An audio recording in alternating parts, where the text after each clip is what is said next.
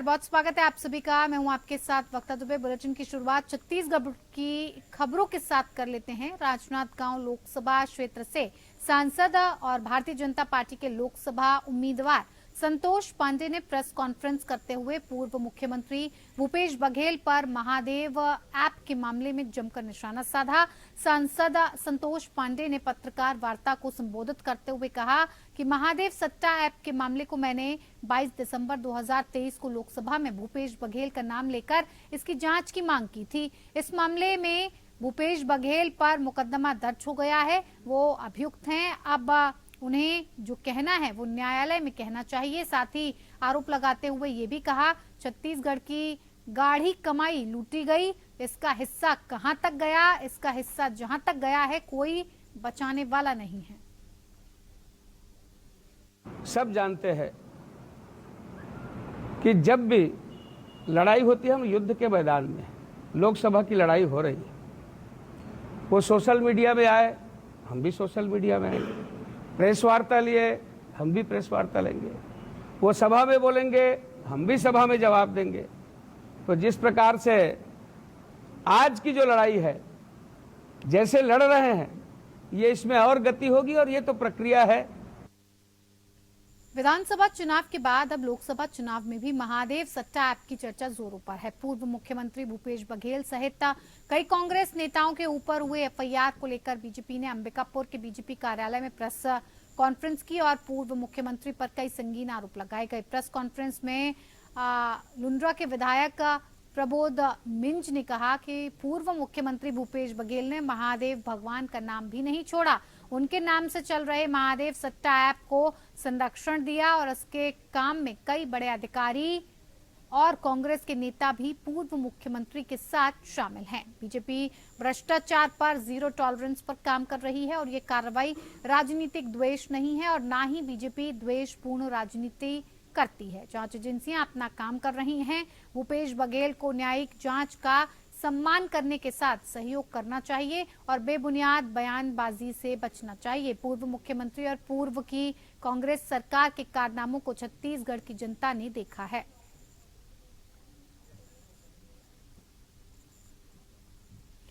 आगामी लोकसभा चुनाव की दृष्टिगत राजनांदगांव शहर जिला कांग्रेस कमेटी ने ब्लॉक स्तरीय कार्यकर्ता सम्मेलन का आयोजन किया और इस आयोजन में छत्तीसगढ़ प्रदेश के पूर्व मुख्यमंत्री और राजनांदगांव लोकसभा के कांग्रेस उम्मीदवार भूपेश बघेल ने शिरकत की। इस दौरान उन्होंने कांग्रेस कार्यकर्ताओं को संबोधित करते हुए पिछले 5 साल में किए गए कांग्रेस सरकार के कामकाज को लेकर संबोधित किया। इस कार्यकर्ता सम्मेलन में कार्यकर्ताओं ने पूर्व मुख्यमंत्री भूपेश बघेल के सामने अपनी पीड़ा भी रखी और कहा कि आगे जनपद, जिला पंचायत, पंच, सरपंच का चुनाव आने वाला है। इन चुनाव में भी अगर दुर्ग, भिलाई, रायपुर से प्रत्याशी भेजना है तो बता दें, हम उसे भी अपना नेता मानकर काम कर लेंगे। बिल्कुल नहीं करूंगा मैं, मुझे नोटिस तो दे, पहले मैं जाऊंगा, नोटिस तो दे, क्या आरोप है वो तो पहले समझूं। बिना आरोप के, कोई बिना कारण के एफआईआर कर दिए हैं, जो विवरण है उसमें मेरा नाम को उल्लेख नहीं है, सूची में मेरा नाम डाल दिए हैं। हमने कानून को कड़ा किया है, हमने कार्रवाई की पूरे देश भर में, हमने लुकआउट सर्कुलर जारी किया और भारत सरकार को भी लिखा कि महादेव बंद होना चाहिए। गूगल को चिट्ठी लिखा कि आपके इसमें से कम से कम महादेव को हटा दीजिए, तो हमारे आग्रह पे हटाया गया, लेकिन फिर भी आज भी महादेव ऐप सट्टा चल रहा है, डबल इंजन की सरकार में चल रहा है। यदि गलत है तो चल क्यों रहा है, गलत है तो चल क्यों रहा है? तो अभी प्रोटेक्शन मनी तो फिर कौन ले रहा है? दिल्ली में बैठे हुए लोग ले रहे हैं कि राज्य में बैठे हुए लोग ले रहे हैं? चल तो अभी भी रहा है, बंद हो जाना चाहिए, हुआ नहीं।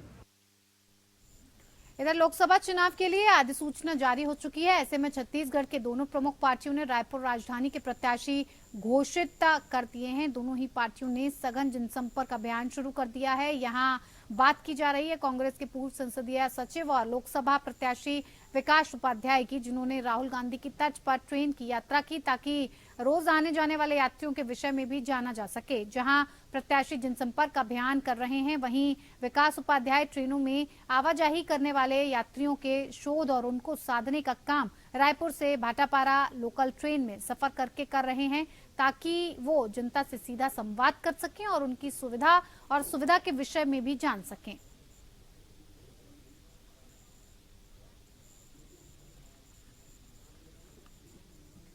कलेक्टर और जिला निर्वाचन अधिकारी डॉक्टर गौरव सिंह ने शासकीय अभियांत्रिकी महाविद्यालय सेज बहार रायपुर और बीटीआई मैदान शंकर नगर स्थित शासकीय स्कूल में लोकसभा निर्वाचन 2024 के लिए बनाए गए स्ट्रांग रूम का निरीक्षण किया और आवश्यक दिशा निर्देश दिए गए। कलेक्टर ने चुनाव सामग्री के वितरण के लिए बनाई गई व्यवस्था का अवलोकन किया।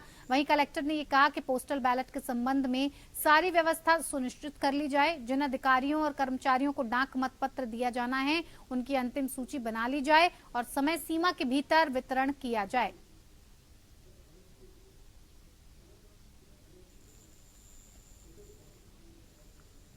रायपुर में जनजातीय समाज ने सदैव विदेशी साजिशों और आक्रांताओं से भारतीय संस्कृति की रक्षा की है।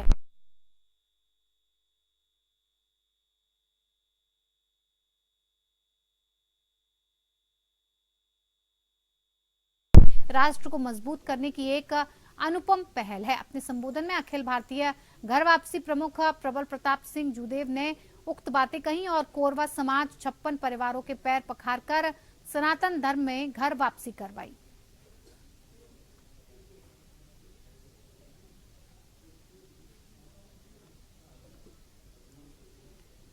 इधर कैबिनेट मंत्री और रायपुर लोकसभा प्रत्याशी बृजमोहन अग्रवाल ने बीजेपी कार्यालय एकात्म परिसर में संवाददाता सम्मेलन को संबोधित करते हुए ये कहा कि जहां तक महादेव ऐप का विषय है तो कांग्रेस के समय से ही इसकी जांच प्रक्रिया प्रारंभ हुई थी। ऐसा तब जब कांग्रेस सरकार का भी दावा था। भूपेश बघेल को बताना चाहिए कि इस मामले में जुड़े हुए जितने गिरफ्तार हुए और जितने अधिकारियों का नाम उसमें शामिल है, उनसे भूपेश बघेल का क्या संबंध है और ये भूपेश बघेल को सार्वजनिक करना चाहिए। रानू साहू, जिनके ऊपर कोयला घोटाले का मामला सामने आ चुका था, उसके बाद रानू साहू को हटाकर अच्छी जगह में पदस्थ करने वाले कौन लोग हैं। छत्तीसगढ़ में चाहे कोयला घोटाला, शराब घोटाला, गोबर घोटाला, पीडीएस घोटाला हो या चाहे डीएमएफ घोटाला हो और न जाने कितने घोटाले हुए हों, अभी तक तो सिर्फ एक घोटाले में तत्कालीन मुख्यमंत्री का नाम आया है, जिससे वो घबरा गए हैं।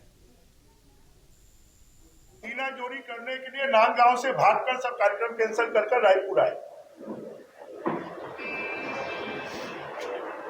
इतना डर उनको क्यों सता रहा है? महादेव ऐप सट्टे के मामले में तो पहला एफआईआर उन्होंने ही किया था और वो एफआईआर भी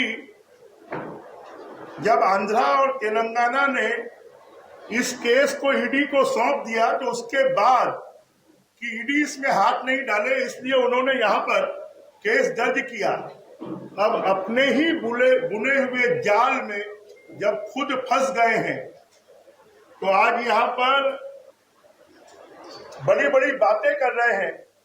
जरा उनको बताना चाहिए कि महादेव ऐप से जुड़े हुए लोग जितने गिरफ्तार हुए हैं, जितने अधिकारियों का नाम उसमें शामिल हुआ है, उनसे भूपेश बघेल जी के क्या संबंध है, ये उनको सार्वजनिक करना चाहिए, बताना चाहिए।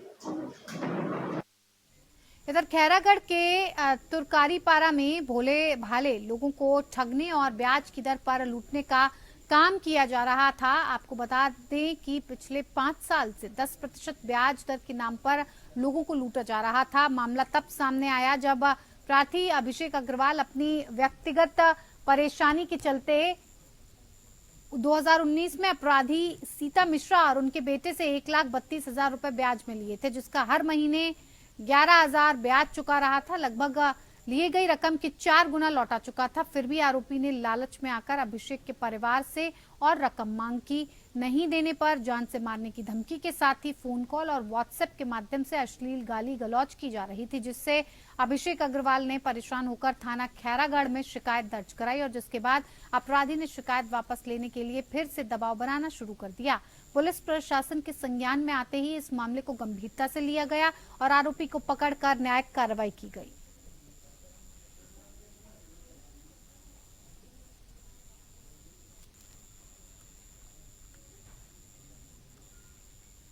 लोकसभा चुनाव की तारीखों का ऐलान होते ही पूरे देश में आदर्श आचार संहिता लागू हो चुकी है। आचार संहिता लागू होते ही रायपुर पुलिस एक्शन मोड में आ गई है और जिसके तहत वरिष्ठ पुलिस अधीक्षक संतोष कुमार सिंह के निर्देशन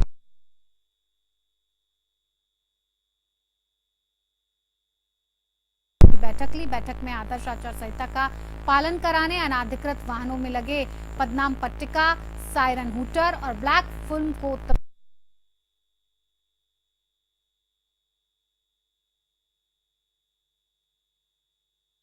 कर्मचारियों ने शहर के प्रमुख मार्गों और चौक चौराहों पर बैरिकेडिंग कर चेकिंग पॉइंट्स लगाकर वाहनों से पदनाम पट्टिका, सायरन हूटर और ब्लैक फिल्म निकलवाने की कार्रवाई शुरू कर दी है।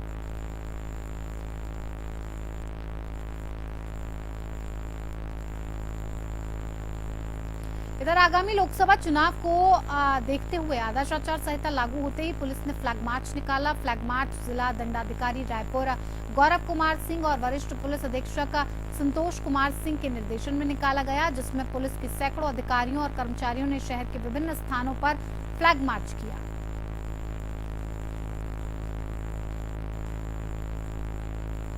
उड़ीसा के राउरकेला में आयोजित first all India under 16 women hockey tournament में छत्तीसगढ़ की टीम ने जीत का परचम लहराया। छत्तीसगढ़ का प्रतिनिधित्व करते हुए राजनांदगांव की सब जूनियर बालिका हॉकी टीम ने फाइनल मुकाबले में मेजबानी करते हुए उड़ीसा को हराकर इस खिताब पर अपना कब्जा जमा लिया। वहीं जब ये खिलाड़ी राजनांदगांव पहुंचे तब खेल प्रेमियों के साथ जनता ने भी उनका जमकर स्वागत किया। अब खबर झारखंड से। निर्वाचन आयोग ने देश में 18वीं लोकसभा के लिए 13 अप्रैल से 1 जून के बीच 7 चरणों में चुनाव कराए जाने का कार्यक्रम बनाया है और चुनाव प्रचार के परंपरागत साधनों के अलावा अब सोशल मीडिया भी चुनावों में महत्वपूर्ण भूमिका निभाने लगा है। भारत में राजनीतिक दल सोशल मीडिया को प्रचार के प्रमुख साधन के रूप में अपना रहे हैं और इसी के मद्देनजर इस बार चुनाव आयोग राजनीतिक दलों और उम्मीदवारों के सोशल मीडिया प्रचार पर भी निगरानी रखेगा। सोशल मीडिया को भी आदर्श आचार संहिता के दायरे में लाया गया है और इसके साथ ही फेसबुक, गूगल जैसे सोशल मीडिया प्लेटफॉर्म्स ने भी चुनाव को देखते हुए कंटेंट की निगरानी करने का आश्वासन दिया है।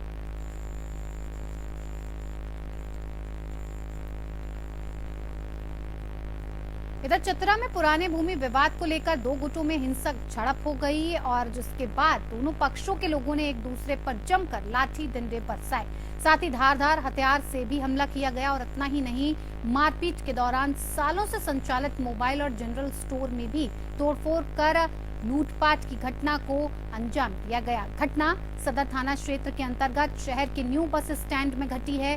दुकान के सामने बालू गिराने से मना करने से नाराज युवक ने अपने परिजनों के साथ मिलकर घटना को अंजाम दिया। मामले को लेकर दोनों पक्षों के लोगों ने थाने में शिकायत दर्ज कराई। दोनों पक्ष के लोग सदर थाना क्षेत्र के देवरिया गांव के रहने वाले हैं और इधर घटना के बाद घायलों को सदर अस्पताल में इलाज के लिए भर्ती भी कराया गया है।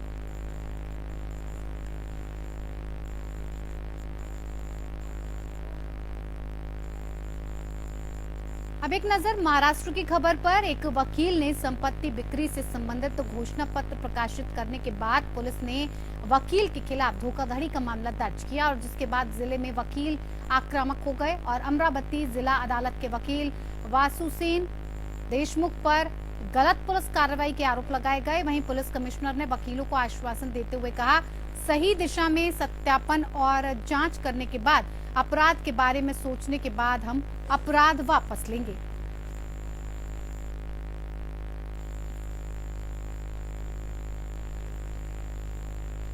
अब एक नजर पंजाब की खबर पर। एक तरफ भारत के चुनाव आयोग ने लोकसभा चुनाव की तारीखों को तय कर दिया है, वहीं आचार संहिता भी लागू कर दी गई है। देखा जाए तो पुलिस प्रशासन की ओर से जगह जगह पर फ्लैग मार्च भी किए जा रहे हैं, नाकाबंदी की जा रही है, लेकिन फिर भी सरेआम कानून की धज्जियां उड़ाते हुए लोगों ने गोलियां चलाई। वहीं अमृतसर के बलकला गांव में पुरानी रंजिश को लेकर झगड़े में गोली चली। हालांकि ये झगड़ा कार लगाने को लेकर शुरू हुआ। वहीं कुलविंदर सिंह का कहना है कि उसका भाई विदेश से एक शादी में शामिल होने के लिए आया था। ये रंजिश विधानसभा चुनावों से शुरू हुई क्योंकि वो आप पार्टी के समर्थक हैं। पुलिस ने मामला दर्ज कर आरोपियों की गिरफ्तारी के लिए छापेमारी शुरू कर दी है।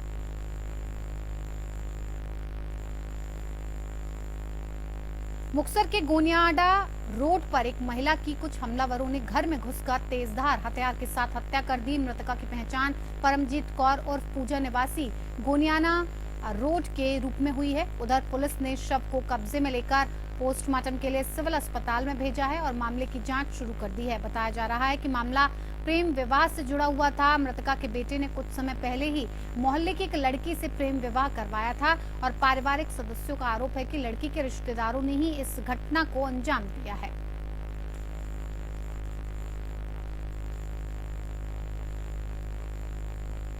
तो चलिए, स्टेट बुलेटिन में मेरे साथ फिलहाल इतना ही। नमस्कार।